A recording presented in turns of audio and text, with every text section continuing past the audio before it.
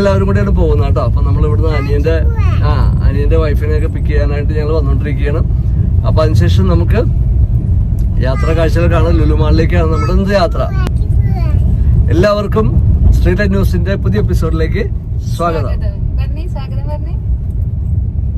Welcome മർനീസു. ഞങ്ങളുടെ അടുത്ത family കൂടി ജോയിൻ ചെയ്തിരിക്കുകയാണ്. കണ്ടോ, ഹായ് പറഞ്ഞേ തക്കടോ. ഹായ്, എവിടെ അടുത്ത ആൾക്കാരല്ലേ? യെസ്. അപ്പൊ